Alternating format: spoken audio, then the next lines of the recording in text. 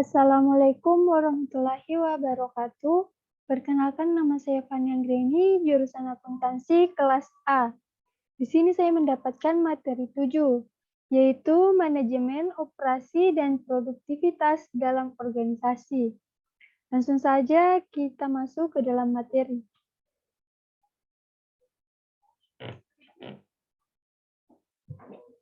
Manajemen operasi. Manajemen operasi merupakan serangkaian proses dalam menciptakan barang, jasa, atau kegiatan yang mengubah bentuk dengan menciptakan atau menambah manfaat suatu barang atau jasa yang akan digunakan untuk memenuhi kebutuhan manusia, serta berusaha untuk menyeimbangkan biaya dengan pendapatan untuk mencapai laba operasi yang lebih tinggi. Perbedaan manajemen operasi dengan manajemen produksi. Manajemen produksi mengacu pada manajemen kegiatan yang berkaitan dengan produksi barang. Di sisi lain, manajemen operasi adalah selangkah lebih maju dari manajemen produksi, atau dapat dikatakan bahwa manajemen produksi bagian dari manajemen operasi. Manajemen operasi, seperti namanya, administrasi operasi bisnis oleh para manajer organisasi. Contoh manajemen operasi, yaitu pertanian, manufaktur, perkebunan, perikanan, pertambangan, konstruksi, otomotif, perumahan, pabrik yang memperoleh barang, dan industri berat dan ringan. Sistem produksi. Sistem produksi adalah gabungan dari beberapa unit atau elemen yang saling berhubungan dan saling menunjang untuk melaksanakan proses produksi dalam suatu perusahaan.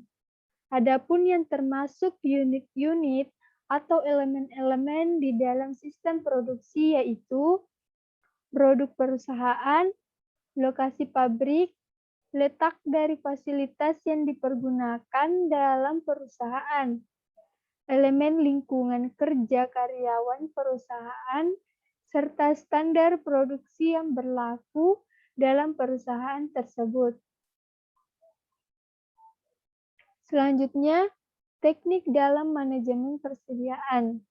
Yang pertama, Economic Order Quantity atau EOQ merupakan salah satu metode manajemen persediaan. EOQ adalah jumlah pemesanan paling ekonomis. Maksudnya, jumlah pembelian barang yang dilakukan oleh perusahaan adalah sesuai dengan pemesanan yang diterima. Jadi, dapat meminimumkan jumlah pemeliharaan barang dan biaya pemesanannya. Yang kedua, periodic review. Pada metode ini, yang harus Anda lakukan adalah memesan barang persediaan dengan jangka waktu atau interval yang sama.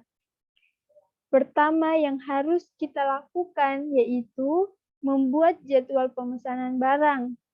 Pemesanan barang dilakukan sesuai dengan jadwal yang telah dibuat, sehingga biaya yang akan dikeluarkan dapat diperkirakan sebelumnya. Yang ketiga, material requirement planning. Metode MRP atau metode perencanaan kebutuhan material yaitu perencanaan dan pengendalian persediaan untuk menjamin material atau bahan baku selalu tersedia untuk memenuhi kebutuhan.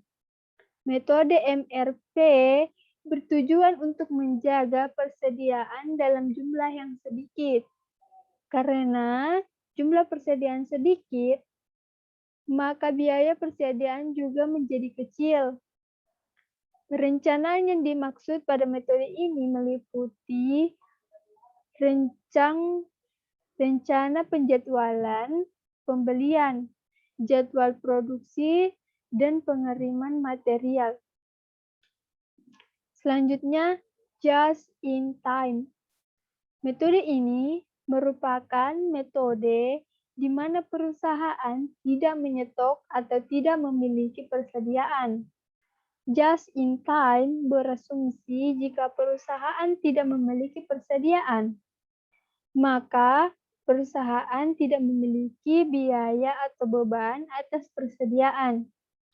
Perusahaan mendatangkan bahan baku hanya pada saat dibutuhkan saja. Caranya adalah dengan bekerja sama dengan supplier atau pemasok bahan baku. Selanjutnya, pentingnya manajemen bagi perusahaan. Setiap perusahaan pasti memiliki tujuan utama, baik itu dari segi keuntungan maupun tujuan pengembangan sumber daya manusia. Maka dari itulah, perusahaan membutuhkan sebuah manajemen untuk melihat sejauh mana perusahaan berkembang sesuai yang telah ditargetkan.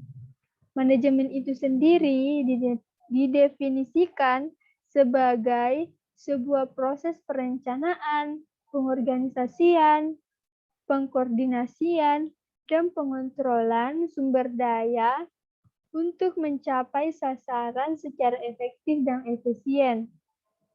Karena dengan pengedepankan sistem manajemen dapat membuat operasional perusahaan itu sendiri juga lebih baik dan teratur.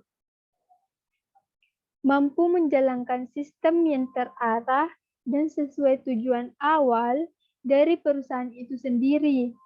Dengan demikian, maka perusahaan yang dijalani bisa berkembang dan menjadi lebih baik dan berjalan lebih optimal. Manajemen perubahan. Manajemen perubahan adalah bentuk usaha yang dilakukan guna mengelola seluruh akibat yang dihasilkan karena adanya perubahan dalam suatu perusahaan. Manajemen perubahan ini ialah sebagai alat serta teknik untuk mengelola manusia pada sisi proses perubahan agar bisa mencapai yang dibutuhkan.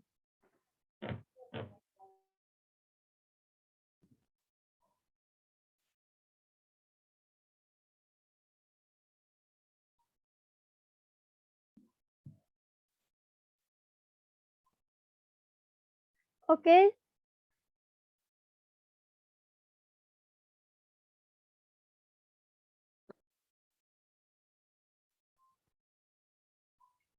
Selanjutnya, langkah-langkah melakukan manajemen perubahan.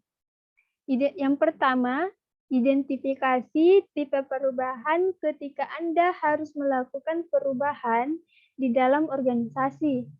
Pertama-tama, perlu mengidentifikasi tipe dari perusahaan tersebut.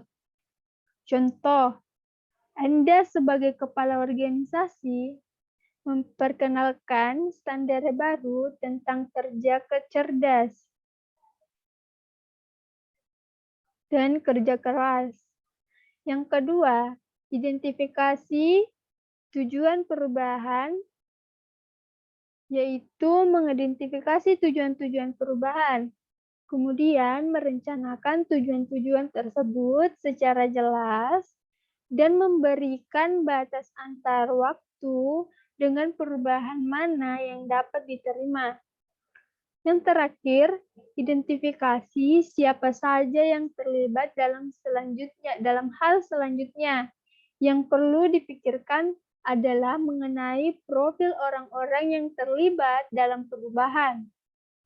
Profil orang-orang tersebut seharusnya dapat mengorganisasi informasi dari semua orang terlibat dalam upaya perubahan. Setiap orang akan mempunyai prioritas dan minat yang berbeda berdasarkan fungsi mereka. Kebijaksanaan dan diplomasi harus digunakan ketika mempresentasikan tujuan perusahaan kepada kelompok.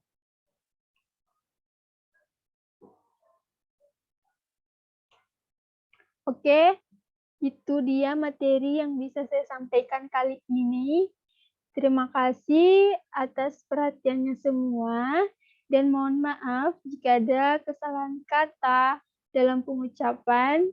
Semoga materi ini, pembahasan ini dapat bermanfaat untuk kita semua.